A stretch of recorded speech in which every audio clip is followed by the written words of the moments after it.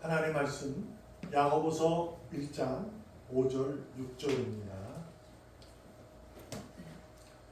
야고보서 1장 5절 6절 5절에 너희 중에 누구든지 지혜가 부족하거든 모든 사람에게 후히 주시고 꾸짖지 아니하시는 하나님께 구하라 그리하면 주시리라. 아멘. 오직 믿음으로 구하고 조금도 의심하지 말라. 의심하는 자는 마치 바람에 밀려 요동하는 바다 물결 같으니. 아멘. 아멘. 오늘 야고보 사도가 우리에게 편지를 쓰면서 이렇게 권면하고 부탁하고 있습니다. 지혜가 부족한 다면 지혜란 어떤 것일까? 그것은 바로 하늘의 지혜죠. 땅의 지혜가 아닌 하늘의 지혜가를 말하고 있어요. 그것이 궁극적으로 무엇인가? 바로 찬양했던 것처럼 예수 그리스도의 십자가의 죽음에서 일어난 속죄함을 구속 구원함을 얻은 그 능력을 일컬음하고 있는 겁니다. 그래서 그것을 잃으면 안 된다. 그래서 그것을 꼭 이 마음에 새겨야 한다. 그러기 위해서는 무엇이 필요한가라고 했을 때 구하라 이렇게 되는 것이죠. 기도죠. 그러니까 찬양했죠. 마음에 가득한 의심이 사라질 것은 평안이 들어와야 그것이 사라져요. 그러니까 의심이라는 단어는 그러니까 믿지 못하고 이렇게 두렵고 이런 마음은 평안이 들어와야 이게 사라지게 됩니다. 우리가 알듯이 예수님이 부활하시고 두려움에 떨고 있는 제자들을 찾아가 처음에 하신 일이 평안하라 이거거든요. 세상 너희는 평안하라 이렇게 얘기를 합니다. 두렵고 떨리는 그들에게 그것이 인해서 그들의 평안을 얻어야 그 두려움이 사라지게 되는 거예요. 두려움은 왜 그럴까요? 제자들의 그때 당시 두려움은 예수님이 그리스도이심을 쫓은 거예요. 따라간 거예요. 근데 그리스도 메시아인데 죽으니까 이해가 안 되는 거예요. 이게 받아들일 수가 없게 된 거예요. 그래서 혹시 저러다가 뭔가 일어나겠지 라고 기대를 하고 좀 이렇게 숨어서 봤는데 죽었거든요. 도망을 하게 되고 붙잡혀서 도망가고 있는 그런 모습이 있었어요. 그럼에도 불구하고 그들이 마음 한켠에는 그래도 뭔가를 이제 가지고 있었던 것 같아요. 그래서 기도하게 됐고 두려워서 모이게 된 거죠. 물론 그들을 찾아와서 예수를 따르던 자들을 이제 처단하기 위해서 어떤 모습이 있어서 두려워서 그랬을 겁니다. 그때 예수님이 그런 말씀을 하셨죠. 평안하라. 내가 주는 평안은 세상과 다르다. 하늘의 평안이다. 하늘의 평안을 가져야 의심이 없어져요. 그러므로 우리가 궁극적으로 이해해 보면 하나님의 자녀는 의심이 없는 사람을 얘기하는 거예요. 그러니까 하나님 평안을 가졌으니까 이게 왜냐하면 우리 믿잖아요. 이 십자가의 죽음의 그 무덤의 살아나심의 부활 이걸 우리가 믿어요. 믿기 때문에 의인이 된 거예요. 우리가 궁극적으로 의인은 믿음이 있는 사람이에요. 그 믿음이 있을 때는 의심이라는 것은 없는 걸 말합니다. 그렇잖아요. 평안하니까. 그런데 오늘 야고보 사도가 이렇게 권면하는 거야. 누구든지 너희 중에 누구든지 그러니까 예수 믿는 사람 너희들이 즉 예수를 믿고 다시 오실 그 그분을 기대하고 너희들 신앙생활을 하고 있는 너희들 중에 그 중에 지혜가 부족하거든. 그래서 지혜가 뭐냐? 바로 다시 오실 예수님에 대한 그 지혜예요. 그래서 부족하거든 구하라 이렇게 하는데 하나님은 어떤 분인가 하고 설명합니다. 그분은 넉넉히 주신다. 지혜가 모자라지 않도록 꾸짖지 아니하신다. 넉넉히 주신 이유가 뭐냐? 넉넉히 줘야 의심이 이제 지혜가 채워지는 거다. 그리고 나서 이제 6절에 가서 근데 중요한 게 있다. 믿음으로 구해야 한다. 이렇게 말합니다. 믿음. 오직 믿음으로 구해라. 그러니까 믿음으로 구한다는 것은 의심이 없는 상태를 얘기하는 거예요. 믿음을 가지면. 그렇잖아요. 내가 저 사람을 믿어. 물론 인간관계에서 믿음은 100%의 믿음이 있기가 쉽지 않았잖아요. 그렇죠? 아무래도 100% 믿지 못합니다. 인간의 관계. 그래서 그 믿음이 아니라 하나님이 하늘의 지혜를 주신 그 믿음. 그 이유는 하나님이 선하시고 그분은 영광이시고 의심도 없고 죄도 없고 그러한 그림자조차 없는 분이 주셨기 때문에 거기에는 뭐 이렇게 의심 자체가 있지 않아. 그래서 야고보 사도가 이렇게 오직 믿음으로 구해야 된다. 그리고 나서 의심하지 말라가 아니라 조금도 하지 말아라. 그 의심이라는 것은 바로 흔들린다. 이게 왔다 갔다 한다라는 거예요. 여기서 우리가 생각하고 가져야 할 신앙의 큰 내용은 내가 의인일지라도 내가 하늘의 지혜가 세상에 의해서 삶의 내용으로 흔들릴 수 있다는 것을 얘기하고 있는 거예요. 그러니까 우리가 하나님의 자녀라는 스스로의 깨달음 속에서 내가 자녀됨을 살아가기 위해서는 늘 성령을 붙들고 있어야 되는데 보면은 말씀에 의해서 살아가려고 노력하고 애쓰지만 이 삶의 상황으로만 되면 이것이 흔들릴 수가 있는 거예요. 그래서 뭐가 생긴다? 하늘의 평안, 하늘의 지혜가 부족해서 의심이 어떻게 요만큼부터 시작한다는 거죠. 그것을 경고하고 있는 내용입니다. 제가 어릴 적에 이제 그런 이제 우리가 아마 여러분도 마찬가지예요. 학교 생활하면 이제 그때 당시에는 이제 네덜란드에 이제 댐을 막았던 그 어린아이 동화가 있어요. 그 아이가 돌아가다가 댐이 이게 갈라진 틈을 보고 손가락을 넣었다가 맞고 그다음 주먹까지 맞고 이렇게 해서 그 도시 마을을 살렸던 그런 동화 내용이 있어요. 그게 뭐냐면 누구도 보지 못하는데 조금이라는 금이 간 상태로 시작하면 그것이 점점 커진다는 얘기가 되죠. 이제 그것을 동화가 있듯이 우리가 여러분 야고보 사도가 의심은 조금도 하지 말아야 된다라고 말하는 의미를 충분히 아셔야 합니다. 왜냐하면 여러분과 저의 믿음은 삶이라서 그래요. 우리가 이제 믿음은 삶이다, 삶은 믿음이야 이렇게 이제 우리가 알고 있잖아요. 그래서 믿음이 곧 삶이에요. 의인에게는. 그래서 근데 그 삶이 어떤 삶인가에 대해서 우리 고민해 보면 하나님의 뜻을 이루는 것이 삶이에요. 의인은. 의인은 자신의 영광, 자신의 이름, 권력 이것을 드러내려는 것이 아니라 하나님의 뜻을 이루는 거예요. 그 뜻을 이루는 삶이 바로 믿음이에요. 그래서 의인의 삶이라고 할 수 있는 거죠. 그렇기 때문에 우리가 의인이면서도 살다 보면 의심이 생기게 됩니다. 하나님의 뜻을 이루는 삶이라고 고백은 하는데 그런데 삶에 의해서 내가 흔들리는 수 있는 그런 모습이 있게 되는 거죠. 그런 의심이 있는 삶이에요. 생겨요. 근데 이것이 야고보 사도가 분명히 알고 조금도 의심하지 말라 이렇게 얘기하는 거죠. 그 조금이 점점 커지는 거죠.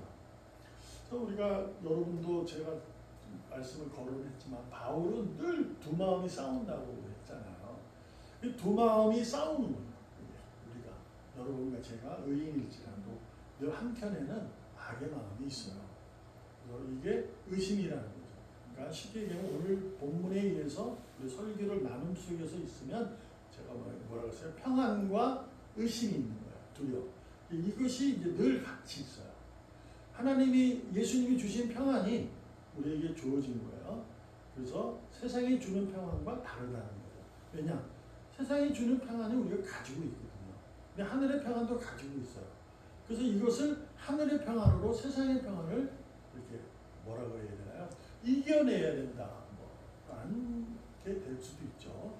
그런데 점점 가면 갈수록 이 세상의 평안이 하늘의 평안보다 이기는 경우가 생겨요.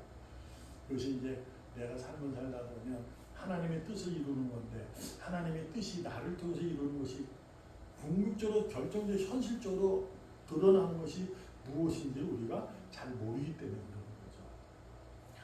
네, 우리는 꼭 잊지 말아야 돼요. 어떤 결과에 의해서 하나님의 뜻을 이루는 것이 아니라 우리가 데살로니가서 5장에서 배웠던 것처럼 우리가 뭘 하는 거예요? 기뻐하는 거예요. 감사하는 거예요. 그분과 같이 삶을 살아가는 것을 말하는 거예요. 그러니까 주님과 치지 않고 기도하는 거예요. 그래서 주님의 마음을 같은 마음으로 주님의 생각을 주님의 시선을 같은 모습으로 같이 가는 거예요. 그것이 하나님께서 의인을 향한 그리스도 예수 안에 있는 그들을 향한 하나님의 뜻입니다. 근데 우리는 어떤 뜻이 나의 삶의 결과를 가지고 자꾸 이해해 보려고 하는 거죠. 그것이 아니에요. 그래서 믿음이 삶이다라는 내용이 이게 이제 거기서 결론적으로 될 수 있는 거죠. 조금은 괜찮지라는 그런 의심도 없어야 된다는 거예요.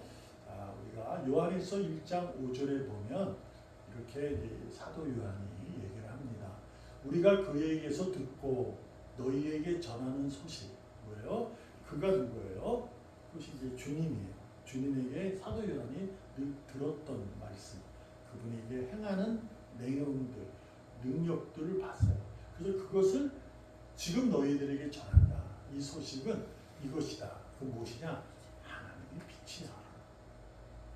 그에게는 어둠이 없다. 근데 조금도 없다고 말합니다.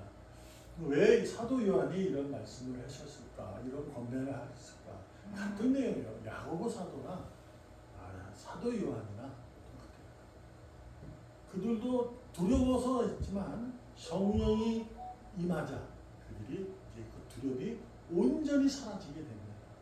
그래서 하나님 빛이어서 우리는 빛이구나 이것에 대한 강한 어떤 의지, 능력이 생긴 거죠. 그래서 하나님에게는 어둠이 조금도 없기 때문에 우리도 없다는 거예요. 그래서 두려워하지 말아라. 뭐 이렇게 되는 겁니다. 그래서 여러분과 저희가 우리가 두 마음이 있는 것은 어쩔 수 없어요. 우리가 세상에 속하여 살기 때문에 하늘의 백성이지만 하나님 나라의 백성이긴 하지만 의인이지만 우리가 이 세상에 살아가는 것은 바로 그런 이유가 있어요. 두 마음이 있어요. 그래서 우리가 고난이 유익하다고 다윗의 고백을 이해해 보면 이해가 되는 거예요. 왜냐하면 그 세상의 평안에 대한 이것이 커지게 되면 고난이 와요. 이게 우리가 세상 속으로 달려가면 세상의 이치에 따라서 살다 보면 그게 와요. 분명히 옵니다. 그건 뭐 거부할 수 없어요. 그래서 이 고난이 유익하게 되는 것은 다윗은 그래서 무엇을 깨달아요? 바울처럼 깨닫는 거죠. 그 깨달음을 할 수 있는 것이 바로 무엇이냐? 지혜가 부족해서 구하는 삶이에요.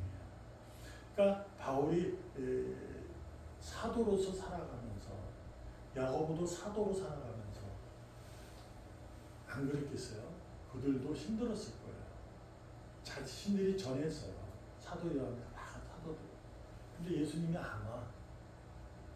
그들이 전한 것은 너희는 예수님이 십자가에 죽고 다시 살아나서 여러분도 산다. 그리고 하늘에 오르셔서 승천하셨는데 지금 하나님 우편에 계시거든. 근데 반드시 다시 옵니다. 이것을 전한 거잖아요. 본인들.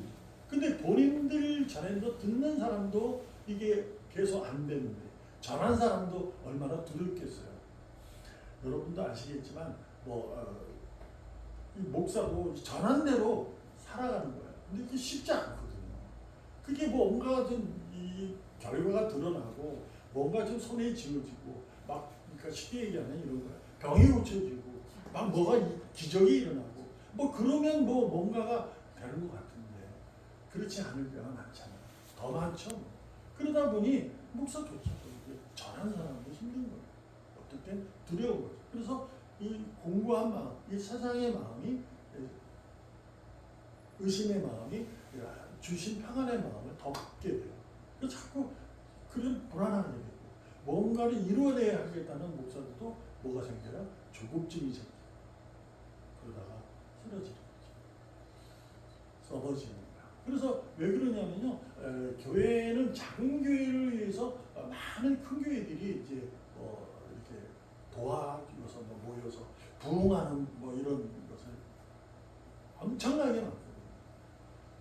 그럼 이 작은 교회 목사님들 그 프로그램조차 그 교회에 가서 하면은 부흥할 것 같은데 그래서 그런 마음으로 가는 거거든요. 근데 그거 쉽지 않아요. 그대로 한다고 되는 게 아니죠. 근데 그것도 왜 그럴까? 바로 마찬가지예요. 목사인 저도 하나님의 뜻이 내가 삶을 살아가는 내가 이루어지는 이 목회의 행동이 목회의 내용들이 뭔가가 이렇게 열매를 그 열매가 어떤 눈에 보이고 또 결과가 드러나는 것으로 이해하고 있기 때문에 그런 거죠. 그러나 우리는 잊지 말아야 해요. 의심이라는 것은 뭘로 이길 수 있어요? 기쁨으로 이깁니다. 감사로 이깁니다. 그분과 친밀한 관계를 유지할 때 우리가 두 마음 속에 한 마음으로 갈 수 있어요. 주님이 주신 평안으로 세상이 주는 평안을 이겨낼 수 있어요. 그래서 뭐 할 수 있어요? 힘들지만 꿋꿋하게 이방의 나라에 가서 복음을 전했던 바울처럼 자신의 앞에 높은 흐르는 물 강물이 있어요. 생명을 위협해도 가감없이 가게 돼요. 왜요? 구하고 늘 성령의 감동으로 살았던 바울이잖아요. 모든 사도들이 다 그랬듯이 여러분과 저에게도 그러한 모습이 있어야 합니다. 그러기 위해서는 구하여 주신다 하셨잖아요. 그렇죠? 주신다. 이거 어떤 것인가? 하나님이 간섭하신다는 거예요. 만져주신다는 거죠. 하나님이 이렇게 눈을 보고 잠도 안 주고 계시고 하나님 터치하신다. 그래서 그 두 마음을 하나의 마음으로 주님께서 이끄시고 바로 주님이 하나님 구한 자들에게 이루시는 은혜의 손길인 줄 믿습니다. 그분은 정말 은혜로우신 분이에요. 근데 여기서도 마지막으로 한 가지가 얘기할 게 뭔지 아세요?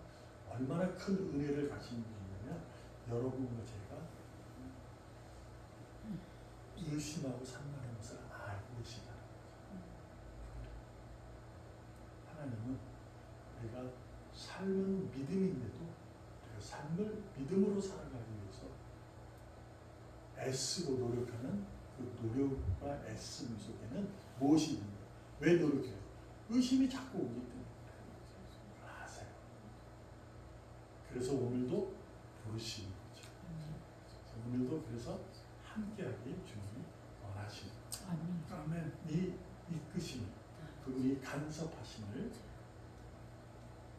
선사를 치지 마시고 왜 간섭해? 왜 참견하요? 그러지 마시고 그분께 그냥 무릎을 꿇으시고 하나님 만져주세요 라고 고백하며 살아가기를 축복합니다. 아멘. 살아계신 하나님 감사합니다. 오늘도 우리는 두 마음 때문에 살아가는 어리석고 연약하고 부족한 우리지만 그럼에도 불구하고 오늘도 우리를 함께 해주셔서 우리 마음을 만져주시는 주님이 계시기에 오늘도 하나의 마음을 갖기 위해 지혜로운 의인으로 살아가기 위해 주님께 간구하고 찬송합니다. 붙잡아 주시옵소서. 살아계신 예수님의 이름으로 감사하며 기도합니다. 아멘.